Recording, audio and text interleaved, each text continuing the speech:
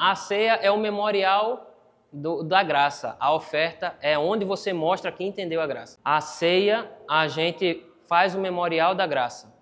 Na oferta, você mostra que entendeu a graça. Durante esse mês, nós estávamos aprendendo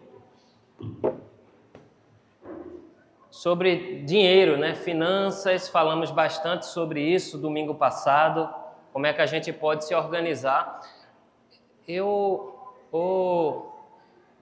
Vê com Renata os papéis impressos, por favor. Vê se ela trouxe. Eu imprimi, pedi para a Renata imprimir um planejamento simples financeiro para passar para os irmãos, que a gente pode fazer isso de forma bem simples. Eu trouxe um modelo, espero que a Renata tenha lembrado. É um simples planejamento financeiro que vocês podem fazer em casa. Isso aqui é um modelo. Vocês podem pegar esse princípio e fazer simplesmente em um papel de caderno normal. Aqui ele tem em cima o registro do mês. Vocês podem colocar, a gente está em que mês? Qual é o mês? Setembro. Aí coloca tudo que entrou em entrada, tudo que saiu aqui em cima. E o quanto você investiu. As entradas você pode colocar, que é o seu... Pode ser aqui o seu salário, se você fez uma venda determinada, você vendeu talvez ali um eletrodoméstico que vocês não estavam utilizando. Esse dinheiro entra aqui em entrada. Se você trabalha por conta própria, você é um empreendedor, aí vai ter aqueles valores que vocês, em determinados momentos do mês, vai ser alto e baixo. Você pode registrar a semana, o dia, enfim. E aqui de lado é todas as saídas. Tudo que saiu. Gastou tanto de mercado, foi ali, pegou um Uber, estava na rua, comprou água. Coloca tudo aqui. Porque assim você vai ter o registro, o histórico do seu mês. E existe uma área aqui para notas, que essa área de notas você pode fazer alguma anotação. Tipo, eu gastei muito com o iFood. Se você fez um levantamento e percebeu que gastou 350 reais no mês com o iFood. E você pode colocar aqui, próximo mês vou reduzir. Você vai ver aqui o quanto você ofertou. As ofertas, eu recomendo que você coloque em investir. É diferente de gasto. A oferta é um investimento, que a gente vai entender nessa aula. Mas o importante é que, através disso, vocês irão se conhecer financeiramente. E se conhecendo financeiramente, vocês chegarão aqui. É o objetivo. Ofertar corretamente ao nosso Deus. É onde tudo isso aqui se encaixa. Não adianta eu só ganhar meu dinheiro, gastar tudo e não ofertar. Ou não adianta eu ganhar todo o meu dinheiro, ofertar tudo ao Senhor e deixar os meus entes queridos com fome. Existe um equilíbrio, o Evangelho é equilíbrio. E é sobre isso que a gente vai falar hoje. E como ofertar corretamente. Mas antes, eu quero dar um aviso. Que o que vocês vão ouvir aqui hoje vai parecer teologia da prosperidade. Sim, eles usam muito dos textos que eu vou mostrar para vocês, mas o problema é o que é que eles fazem com esse dinheiro, né? O que é que essa teologia da prosperidade ela promete? Aqui você não vai ficar rico ofertando, eu já quero dizer isso para vocês. Mas vocês podem ter uma vida confortável, porque vocês estão fazendo o que Jesus disse para fazer. Ou simplesmente vocês vão continuar pobres, mas com mais tranquilidade financeiramente. Eu acho que eu falei isso domingo passado. Vocês, organizados financeiramente, vocês vão ter controle das dívidas, vai poder ofertar melhor ao nosso Deus. Talvez fique rico, mas é a nossa oração. Mas se não, vocês vão dormir tranquilamente. E amém. É o objetivo. E vão poder ofertar perfeitamente ao Senhor. E de novo, vocês vão ouvir coisas aqui que a teologia da prosperidade gosta muito, mas vamos aplicar à luz das Escrituras. Eu gostaria que os irmãos abrissem no livro de Ageu. Eita, Ageu? Eu acho que Glauber falou de Ageu uns meses atrás. Antes de levar vocês, Ageu é um dos profetas menores. Para ficar mais fácil, vai voltando, de Mateus vai voltando. Vocês vão encontrar lá. Fica 3, vai Malaquias, peraí que até eu esqueci, Malaquias, Zacarias e Ageu. Antes, voltando de Mateus. Encontrou Ageu? Ageu, eu quero só explicar o que é que acontece o que é que está acontecendo, porque Deus levantou o profeta em uma época pós-exílio. O povo de Israel voltava do exílio babilônico e aí eles começaram a fazer uma reconstrução de tudo, né? Da cidade, das ruas e do templo. Só que o templo, a construção teve que ser interrompida porque os samaritanos não queriam que aquela construção acontecesse. E aí eles pararam a construção do templo e continuaram suas vidas. Ficou mais ou menos uns 16 a 15, 16 anos a construção do templo parada. E o povo focando nas suas casas. É essa a mensagem do profeta Ageu. E Deus, ele chama Ageu para alertar o povo. Veja como é que começa. Alguém pode ler o verso 1, capítulo 1, verso 1 de Ageu. Devagar, que tem uns nomes estranhos aí. No segundo ano do rei Dário, no sexto mês, no primeiro dia do mês, veio a palavra do Senhor por intermédio do profeta Ageu a Zorobabel, filho de Salatiel, governador de Judá, e a Josué, filho de Josadac, o sumo sacerdote, dizendo: Pode seguir até o 4, por favor. Assim fala o Senhor dos Exércitos. Este povo diz: não veio ainda o tempo em que a casa do Senhor deve ser edificada. Veio, pois, a palavra do Senhor por intermédio do profeta Ageu, dizendo: acaso é tempo de habitar vós em casas apaineladas, enquanto esta casa permanece em ruínas? Veja como é que começa o livro de Ageu. O verso 2, Deus fala assim: assim diz o Senhor dos Exércitos. Esse povo afirma: ainda não chegou o tempo de reconstruir a casa do Senhor, ou o templo, dependendo da tradução. Mas percebam no verso 4 que eles não estão construindo a casa do Senhor, mas estão investindo nas suas próprias vidas, na sua própria casa. O verso 4 diz: acaso é tempo de vocês morarem em casa de fino acabamento, enquanto a minha casa continua destruída? Veja o que Deus está dizendo.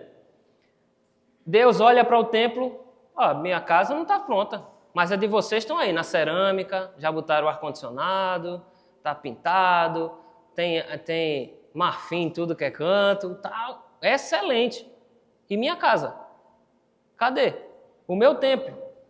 Veja o verso 5 e 6.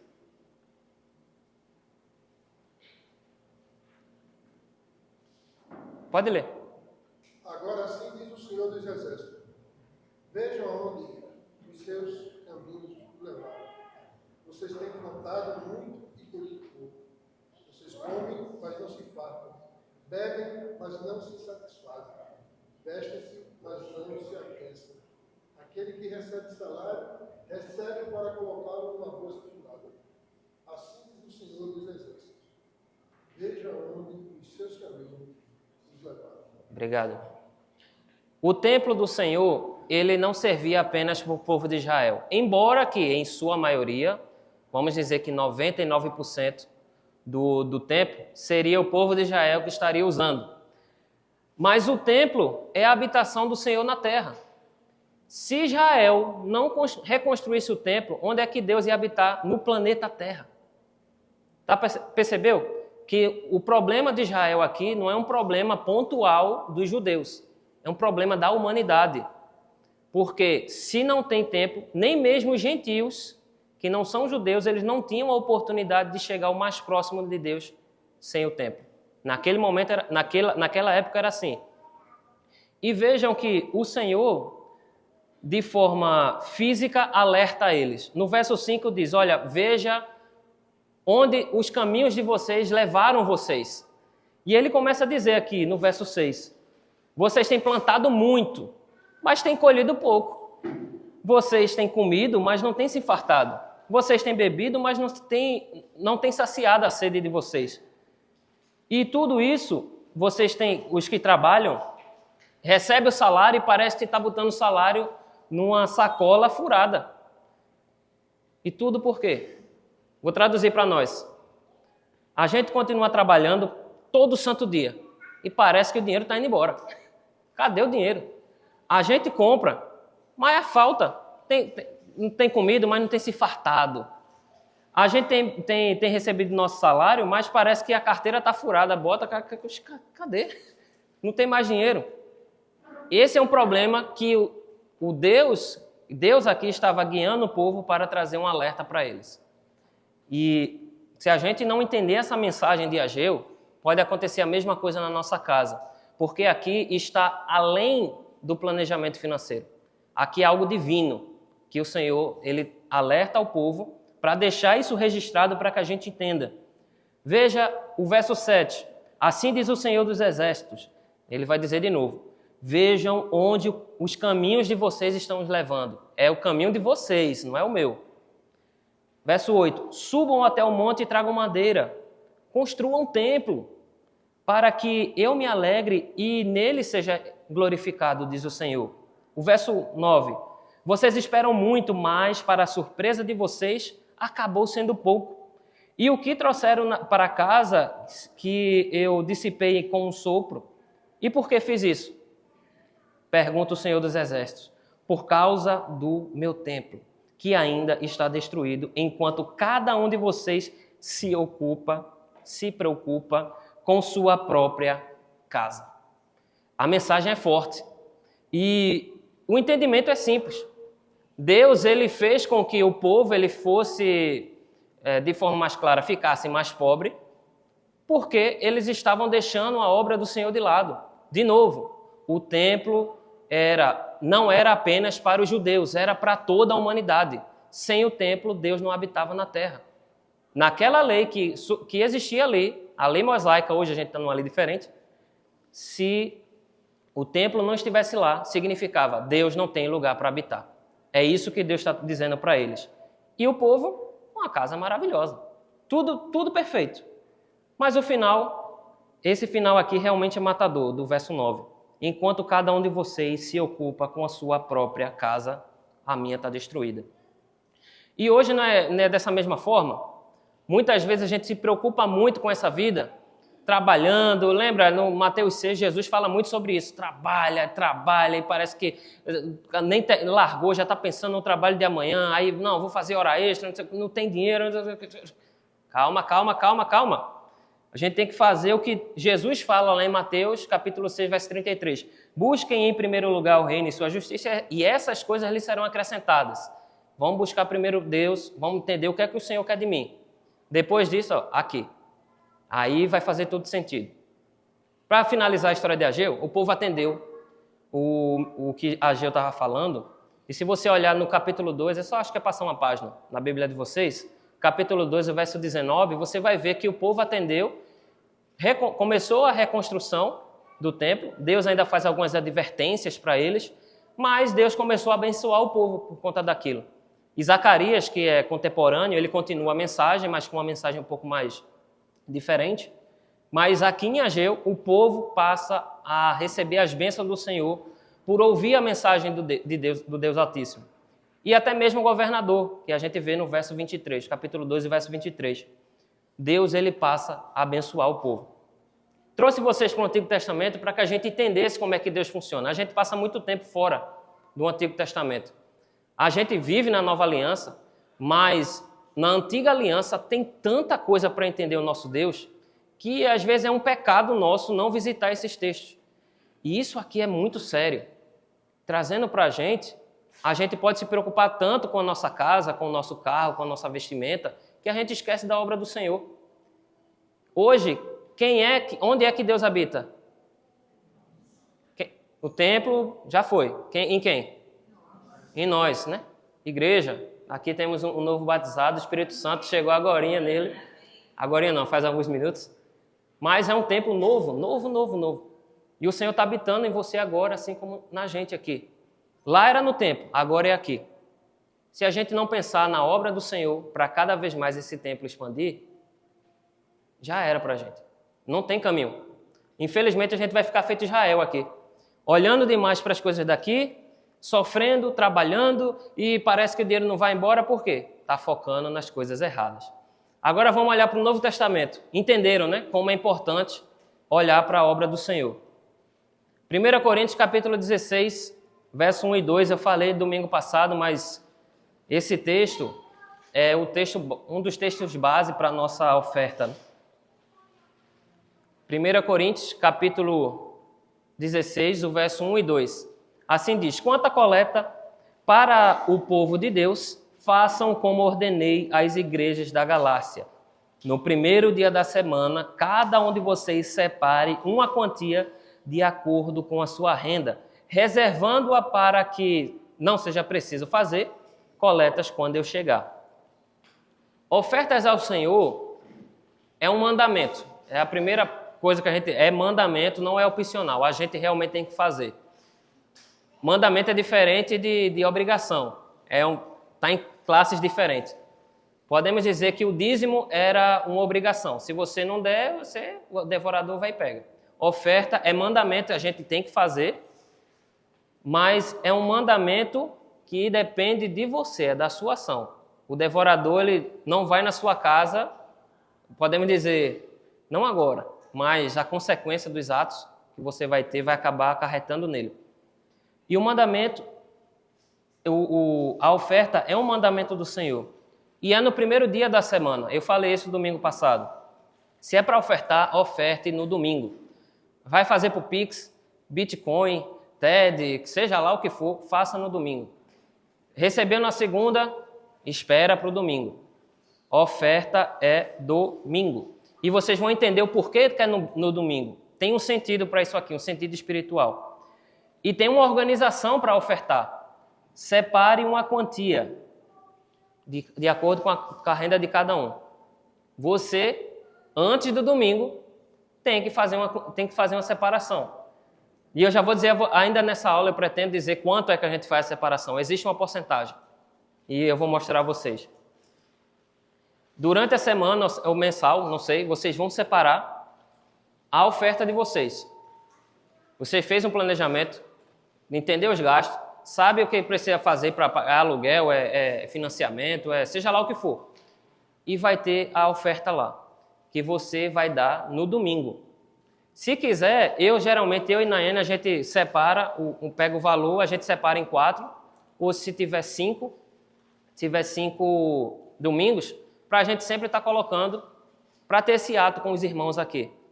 A gente coloca isso até para se acostumar, para que os nossos filhos cresçam a gente com esse ato, eles olhando. Mesmo nessa era digital, né? Só se realmente acabar o dinheiro, está caminhando para isso. Mas a gente vê outras formas na era digital, como mostrar esse ato de oferta. Mas precisa ser no domingo e vocês precisam se preparar. É perigosíssimo, eu vou mostrar a vocês ainda, a gente chegar aqui, tirar o que tem do bolso, sem se preparar e jogar. Jesus falou sobre isso, e muitas vezes se a gente fizer isso, a gente vai acabar pecando. E algumas pessoas podem perguntar, eu tenho que ofertar todo santo domingo? Se quiser, pode ser uma vez no mês, no domingo, ou pode ser, se receber de 3 em 3 meses, uma vez no... Não importa a frequência. O dia é importante, domingo, ponto. A frequência, a quantidade, a gente vai entender daqui a pouco. E por que o ofertar é tão importante? Abram aí 2 Coríntios, capítulo 8. A gente usa muito esse texto. E eu quero trazer algumas informações para vocês. 2 Coríntios, capítulo 8, a partir do verso 1. Vamos ler 2 versos. Alguém pode ler, por favor?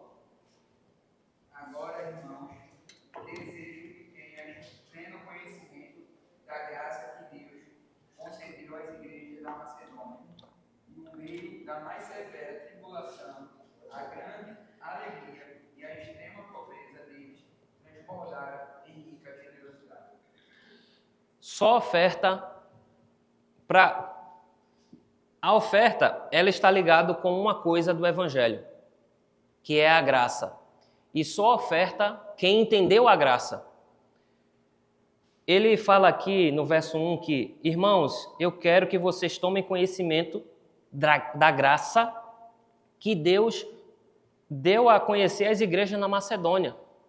Que aí a gente vai ver, né, da extrema pobreza e com muita alegria, eles insistiram, a gente vai ver o texto, se for seguindo, eles insistiram em ofertar, mesmo Paulo dizendo, não, vocês são muito pobres, não, a gente quer ofertar, e ofertaram. Esse texto traz para nós que só oferta quem entendeu a graça de Jesus. E que graça é essa? Não quero passar tanto tempo aqui nesse texto, pula para o verso 9. Pois conheceis a graça do nosso Senhor Jesus Cristo, que sendo rico, tornou-se pobre por vossa causa, para que fosseis enriquecidos por sua pobreza. A graça é essa. Jesus, sendo rico, se fez pobre para que a gente fosse rico. E o ato de ofertar remete a isso.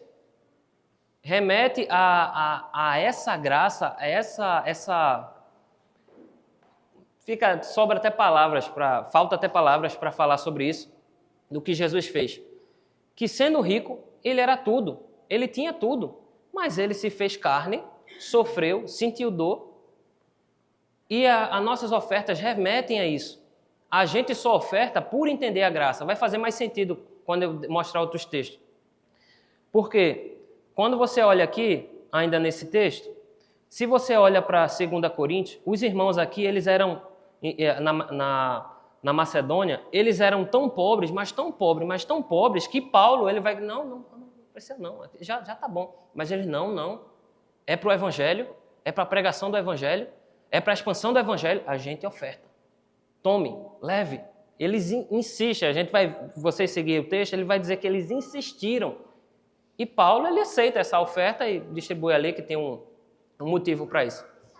Mas entendam que só quem oferta é quem entendeu a mensagem do Evangelho. E a gente acaba imitando o nosso Senhor ofertando. Jesus, ele era rico e se fez pobre para que a gente tivesse vida, fosse rico. Aí eu, ofertando, eu tenho que ter essa mesma mentalidade. Eu vou dar, vou traduzir para a gente, vou ficar um pouquinho mais pobre para que outras pessoas fiquem ricas. Você está entendendo? Essa é a graça na oferta que Paulo está falando aqui. E por isso que a gente oferta no domingo. Percebeu? O que é que a gente faz mais no domingo? A gente se reúne, tem um motivo que a gente se reúne no domingo. E não é para vir assistir aula, não é para a gente ver um pregador, não é para a gente cantar. O motivo da igreja se reunir no domingo é para ceiar e ofertar. Se a gente tirar tudo da nossa liturgia aqui e deixar só a oferta, a oferta e a ceia, a gente vai estar cumprindo o que o Senhor quer. Porque a gente pode cantar em qualquer dia da semana, a gente pode louvar qualquer dia da semana, a gente pode pregar em qualquer dia da semana, mas ofertar e ceiar só no domingo. Por quê? Porque Jesus ressuscitou no domingo. Se concretiza a graça do Senhor. A graça começa na sexta, na sexta de Páscoa, e finaliza no domingo, com a ressurreição de Jesus. E por isso que a gente faz isso. E por isso a insistência, tanto da ceia como na oferta, no domingo. Porque isso faz parte da nossa adoração, faz parte do nosso imitar a Cristo. A ceia ela tem outro sentido, mas o imitar a Cristo, de se doar, está no nosso ofertar. E muitas vezes a gente não percebe isso. Veja também o que é que Paulo fala aos Filipenses, capítulo 4. Filipenses, capítulo 4, verso 18. Eu vou ler só para a gente adiantar. Filipenses 4, o verso 18. Paulo diz: mas bastante tenho recebido. Ele está falando justamente daquela oferta que ele fala lá em Coríntios. Ele agradece aos filipenses aqui. Mas bastante tenho recebido e tenho com abundância. E cheio estou, Depois que recebi de Epafrodito, que foi quem levou esses donativos para ele, as ofertas, que foi enviada da vossa parte. E ele vai dizer agora, essas ofertas é o quê? Como cheiro suave e sacrifício agradável e aprazível a Deus. Ele vai fazer uma alusão àqueles sacrifícios que eram feitos no templo, que subiam como aroma suave e o Senhor recebia. E o ato de ofertar, o ato da gente organizar nossas finanças, o ato de no domingo a gente dar de volta ao Senhor, né? Não vou usar isso, mas ofertar. A gente está fazendo isso aqui, ó, um sacrifício de aroma suave, agradável, que o Senhor se agrada. E muitas vezes a gente acaba passando despercebido. Veja como a oferta ela é tão importante. E Paulo ele diz aqui que eles deram com bastante abundância, eles realmente entregaram mais do que era preciso, mas o Senhor recebeu como um aroma de sacrifício suave para ele. E isso faz parte da adoração, juntamente com a ceia. E para responder o porquê que a gente oferta domingo, faz parte da adoração. E se a gente tirar tudo e só ceiar e ofertar, a gente vai estar imitando o nosso Deus. Dúvida até aqui? Nenhuma? Não. A oferta ela é algo tão incrível que até o próprio Paulo, né, em 2 Coríntios 9:15, ele diz que não se tem palavras que se possa expressar, né, o fato de ofertar. Ele utiliza a palavra inefável, não tem explicação da grandeza que é isso. É porque a gente não consegue explicar o que Jesus fez, né? Não, por mais que a gente tente, a nossa mente é limitada. Não faz sentido. Eu posso dizer para você, não faz sentido nenhum o Deus Criador vir morrer pela criatura. Não faz sentido. Mas é assim o Evangelho. E eu creio. Não faz sentido. A minha mente não alcança, mas eu acredito nisso. E é lindo porque em lugar nenhum isso acontece. E a gente imita onde? Esse ato ofertando. Não entendeu a graça? Você só oferta se você entendeu a graça. Ele se deu e você, através das finanças, a gente também se dá ao nosso Deus. Lógico que a gente se dá de outras formas. Tem tempo, a vida, mas aqui a aula é sobre dinheiro. Eu quero só que a gente realmente olhe para as nossas finanças pessoais. E como a gente deve ofertar? A gente fala muito sobre isso. 2 Coríntios capítulo 9, o verso 7. Ele vai dizer, cada um contribua segundo propôs em seu coração, não com tristeza ou por necessidade, porque Deus ama quem dá com alegria. A gente usa muito esse texto, né? E é assim que a gente deve ofertar, com alegria, sem pesar, com amor no coração, sem necessidade. Mas abra um parêntese. Eu falei que o objetivo das nossas aulas de planejamento, de controle financeiro, era para chegar aqui. Por quê? Se a gente não controlar nossas finanças, se a gente não controlar nossas dívidas, a gente nunca vai ofertar ao nosso Deus de coração. Nunca vai ofertar a Deus sem tristeza ou por necessidade. A gente nunca vai realmente ofertar a Deus com alegria. Porque você oferta hoje e já está preocupado. Poxa, e será que vai faltar para a conta de energia amanhã? Porque não tem controle. E inconscientemente a gente acaba caindo num pecado por um simples fato. Falta de planejamento financeiro. É por isso que eu trouxe essas aulas para que a gente possa, de forma pessoal, cada um olhar para as suas finanças e ver se está de acordo. Porque com o controle financeiro, você pode pegar um valor X que você determinou, que eu até falei, né? Você separou para o Senhor e vai dar com muita alegria. Sabendo que não vai faltar para o pão, sabendo que não vai faltar para a água, sabendo que não vai faltar para a gasolina, sabendo que não vai faltar para qualquer outra coisa, porque você se preparou para aquilo. Não é algo do nada. Você realmente fez de forma organizada. E aí, quando chega nesse ato, você dá sem pesar, de coração, dá a Deus com alegria, sorrindo, porque você se preparou para isso. Outra coisa que a gente deve olhar para ofertar ao nosso Deus é com prioridade. Eu separei Provérbios, eu vou ler aqui para vocês, Provérbios capítulo 3, o verso 9 e 10.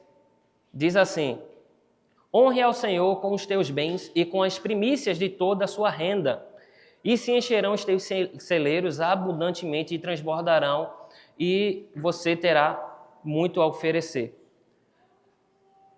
Salomão, ele diz que a gente tem que honrar com os nossos bens, primeiramente a Deus. Por que eu estou trazendo isso para aqui? Porque muitas vezes o nosso salário, vamos pensar em um CLT. Nosso salário chega, a gente já vai, paga o aluguel, paga a energia, paga a internet, bota crédito no celular, enche, paga o financiamento, e a oferta. Eita, a oferta. Veja, se não... É nas primícias. É assim que a gente cuida do nosso Deus. É assim que a gente observa os mandamentos do nosso Deus. É pelas primícias. Eu até fiz uma organização que eu acho que faz uns 3 meses que eu fiz isso. Eu sou empreendedor digital, eu trabalho em casa pela internet e graças a Deus tenho vivido assim há alguns anos já. E eu sempre separava a minha oferta, geralmente na segunda semana. Na primeira semana era aluguel, separava as coisas. Aluguel, tem um pessoal que trabalha comigo, eu separo os valores deles e tal. Aí eu, revendo essas aulas que eu tinha aqui, aí eu parei nisso aqui, eu pensei, rapaz, não está na minha primeira semana. Será? Eu nunca deixei de ofertar a Deus, mas não está na primeira semana. Aí eu inverti. Aí eu me preparei um mês antes, acho que uns 15 dias antes. Separei a oferta. Vamos pensar que naquele mês eu separei o valor que eu separo 2 vezes. Aí quando chegou no primeiro dia da semana, na primeira semana do mês, eu digo, agora eu vou ofertar. Só uma troca, uma simples troca. Porque eu olho para o texto e entendo que o meu Deus tem que ser a primeira coisa na minha vida. Não é meu empregado, não é meu aluguel, não é minha água, não é minha luz, é meu Deus. Ele tem que ser a principal coisa na minha vida, até mesmo nas minhas finanças. Não é só porque a gente é pobre que a gente não vai fazer isso. Muito pelo contrário. Como a gente viu lá o mandamento, é de acordo com o que vocês têm. Não é só rico oferta, não é todo mundo. A Macedônia, como a gente viu lá, era de extrema pobreza, e extrema pobreza mesmo. Quando a gente olha para o texto, a gente pode pensar a pessoa mais... tipo de pessoa que hoje é até difícil de descrever. Era a igreja lá na Macedônia e eles ofertaram porque entenderam a graça. Então, eu fiz essa simples troca. Troquei, está aqui na primeira semana, eu separo o que só precisei me organizar. Porque eu entendi que o meu Deus ele tem que ser a primeira coisa que eu tiro das minhas finanças no mês.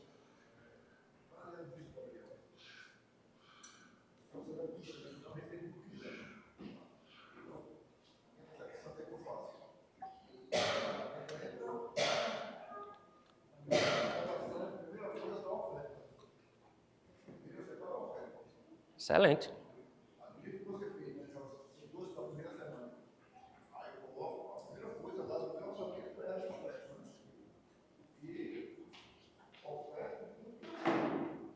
Isso é ótimo, porque a gente não prega o evangelho puro e simples, a gente não mostra Jesus verdadeiramente para as pessoas lá fora, a gente não mostra como é lindo o evangelho, só que nessa parte do evangelho é de forma pessoal.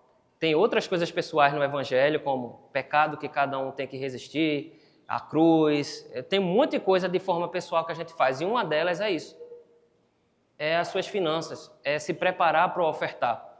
E isso aqui está ligado com a adoração. Não se desliga, porque a gente imita Jesus através desse ato de ofertar.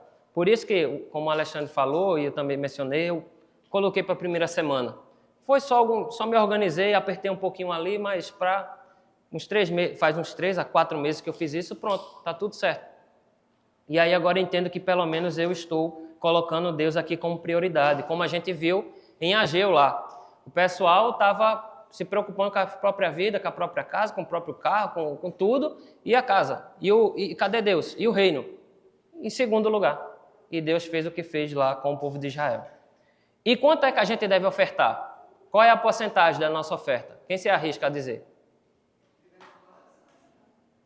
E quanto é de coração? Eu quero uma porcentagem. Estamos falando de valores. Porcentagem.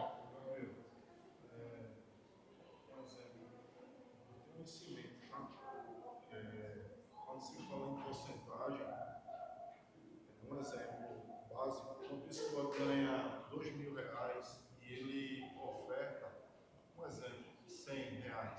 Já vai 5. Certo? Um exemplo.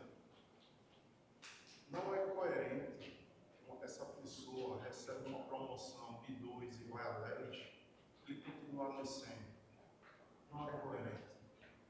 Então, assim, eu falei 5%, mas não é esse o valor. É apenas um exemplo. Eu estou falando em relação ao que Deus proporciona e abençoa a vida daquela casa, daquela família, ao ponto de ele ser bem remunerado, vamos dizer assim, e ele ser irrisoriamente. Está entendendo? Sim. Não amarrado.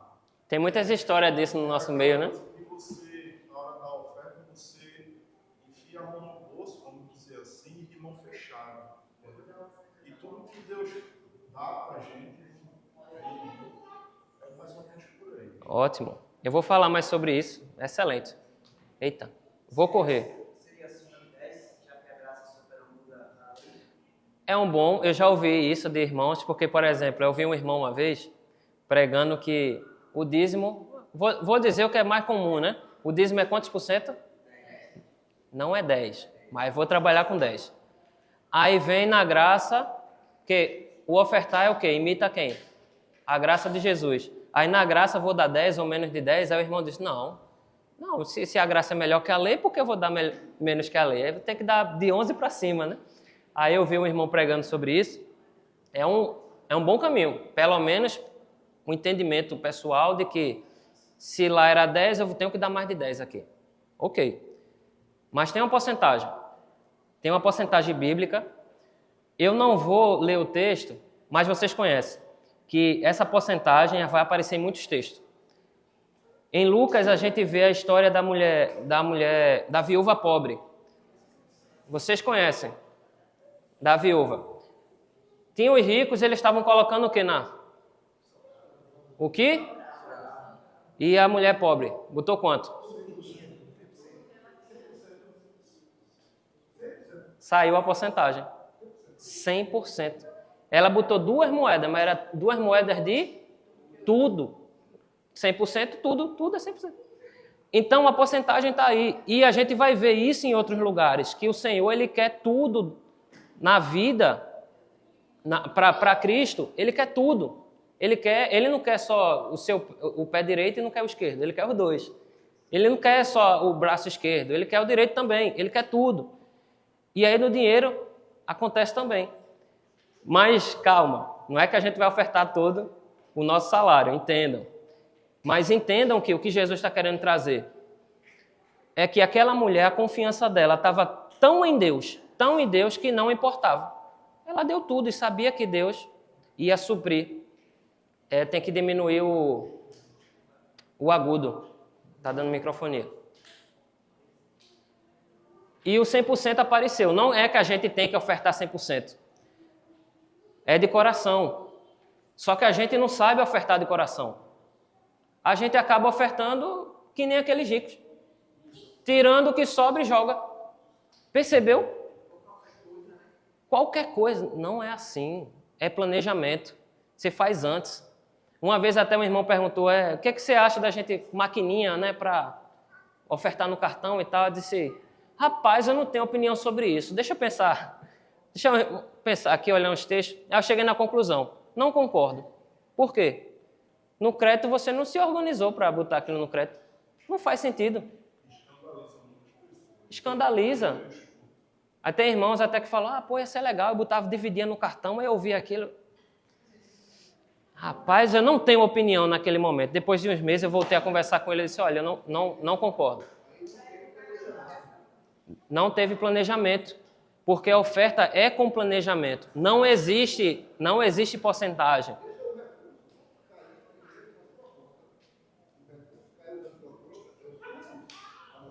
Isso.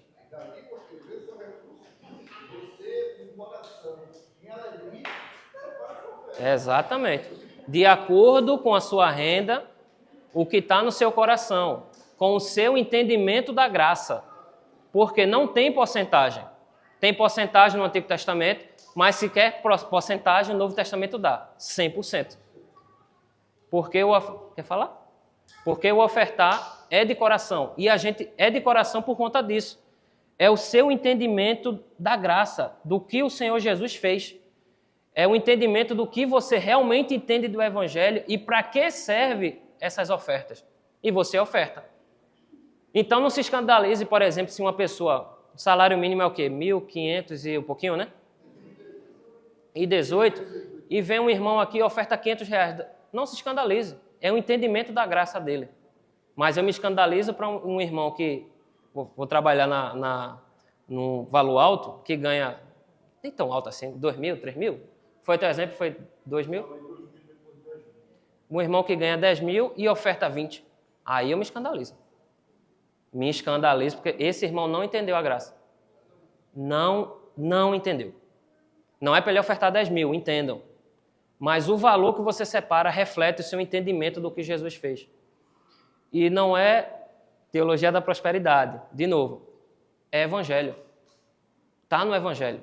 A teologia da prosperidade é nova, começou na década de 70 para cá. Tem menos de 50 anos. Mas o evangelho tem mais de 2.000. E é embrionário ali no meio de Israel. E a gente já vê isso em Israel, até no meio do próprio dízimo. E tinha as ofertas também, além de dízimo. A deusa, isso não é problema nosso. Eu acho que as igrejas de Cristo no Brasil têm esse problema. Porque não há... A teologia da prosperidade prega isso lá e a gente fica com medo de falar aqui. Mas só que o que eles fazem lá? Colocam um julgo. Se você não ofertar, o devorador vai. Eu poderia fazer isso com o livro de Ageu, né? Mas calma, eu estou mostrando o outro lado. Entendam que o ofertar é muito importante. E é a outra coisa que a gente tem que fazer no domingo. Porque está ligado com a nossa adoração, assim como a ceia. Então, se é para falar de porcentagem, a porcentagem é 100%. Se é para ofertar ao nosso Deus, se organize financeiramente para ofertar a Ele. Não chegue aqui e tire o que tem no bolso e jogue. Você vai estar imitando os ricos, que Jesus desprezou aquelas pessoas, mas aquela mulher que confiava em Deus, tem todo um entendimento ali, ela ofertou. E a gente tem que ser do mesmo jeito. Lembra da primeira aula, né? A gente não tem que confiar no nosso salário, no nosso trabalho. Nossa confiança é em Deus, mas a gente se prepara para o futuro, faz um planejamento financeiro, guarda dinheiro, investe, tem todas essas coisas aqui, com a confiança em Deus. Mas a oferta, é por isso que eu falei no papel de vocês, não coloca oferta com despesa. A oferta não é despesa, é investimento no reino, no evangelho. Cada um aqui tem uma realidade. Tem pessoas que estão com o nome no SPC, eu não falei de dívidas, não falei sobre dívidas. Tem pessoas que estão devendo nas agiotas, espero que não, mas se tiver, pague. Pague que a gente tem muito ainda o que pregar aqui na terra. Mas entendam que tem uma organização que precisa ser feita. Tem um sentido para a gente fazer isso no domingo. Tem um sentido para que você separe isso para o Senhor. Porque quando vem para cá, eu não vou tratar como é que a igreja trabalha com dinheiro, né? Mas o certo biblicamente o dinheiro é para a expansão do evangelho. Por exemplo, percebeu que está mais nítido aqui? A gente não apagou as luzes, percebeu? Porque trocou o projetor. E alunos vêm para cá durante a semana para estudar, aí muitos vinham cansados, aí tinha que desligar a luz para poder estudar a palavra. De dia não tinha como dar aula porque o outro era mais fraquinho. Investiu. É uma forma atual no nosso meio, no nosso século, de investir para a pregação do Evangelho, isso aqui. Porque agora a gente pode, sem precisar desligar as luzes, pode continuar as aulas. É uma das formas. Talvez uma pequena, bem pequena. Tem outras formas. Investir em evangelistas, investir em missionários, investir em capacitação dos homens e das mulheres para a pregação do Evangelho. E isso tudo demanda dinheiro. Jesus, ele não é contra o dinheiro. Eu falei sobre isso no primeiro domingo. Muito pelo contrário, Jesus usava dinheiro. Eles tinham que ter dinheiro. Só tem um paradoxo no Evangelho que eu ainda não sei como é que resolve, porque Mateus, ele era coletor de impostos, sabia lhe dar dinheiro melhor do que ninguém. Mas Jesus mandou Judas, o ladrão, tomar conta dos dinheiros. Já parou para pensar nisso? Por que não mandou Mateus? Isso é só um exemplo. Mas percebam que a gente pergunta, Jesus, por que o senhor fez isso? Eu não consigo entender. Mas é só para vocês verem que até Jesus tinha um tesoureiro, que era Judas, que botava a mão ali e pegava. Mas Deus, ele não é contra o dinheiro, muito pelo contrário. Para você ter noção que o nosso ofertar imita a graça de Jesus. Hoje a gente vai fazer isso, daqui a pouco, que vocês façam com alegria, sem pesar. Aqueles que não começaram o planejamento financeiro, comecem para o próximo domingo vocês se prepararem melhor. Estou nas dívidas, estou apertado. Conversa com algum irmão, pode falar comigo aí que eu dou umas dicas para como é que pode se organizar, para sair das dívidas e ofertar melhor ao seu Deus. Não é para você, não estou dizendo para você ofertar 100%, mas você realmente, olha, eu vou ofertar X, consigo, mesmo com o meu salário mínimo, não vai afetar em nada, e eu entendo que o meu Deus, ele merece mais, ótimo, mas faça sem pesar. Se organize para isso. Olha, para vocês terem noção, eu precisava, sei lá, de no mínimo uns 10 domingos para a gente trabalhar bem. Eu condensei 8 aulas em 3 para que desse nesse espaço aqui em setembro. E uma das coisas é isso, né? Por exemplo, a gente ouviu sobre perdão recentemente, estudou sobre isso. Se eu tiver com raiva de Adilza, nem oferte. Jesus ensinou isso, né? Nem oferte, porque essa oferta não vai subir como aroma suave. Jesus diz, pode estar com R$1 milhão, talvez o tesoureiro da igreja que fique feliz. Mas Deus não. Solte a maleta de R$1 milhão e vá. E eu tenho que ir me reconciliar com a Deusa urgentemente. Isso eu vejo que nós precisamos trazer isso, porque como família, há diferenças e precisa se resolver. Isso mesmo. Tanto na ceia quanto na oferta. Os dois. A ceia é o memorial da graça. A oferta é onde você mostra quem entendeu a graça. Entendeu? Deixei essa frase aqui por último. A ceia, a gente faz o memorial da graça. Na oferta, você mostra quem entendeu a graça. Aí, para finalizar, como é que a gente oferta ao Senhor corretamente? Com prioridade, organização, com o entendimento da graça, é o principal de todos, com alegria, de coração, sem pesar, ofertando o máximo possível, porque você entende a graça do nosso Deus. Vamos ter o nosso intervalo, nosso tempo acabou.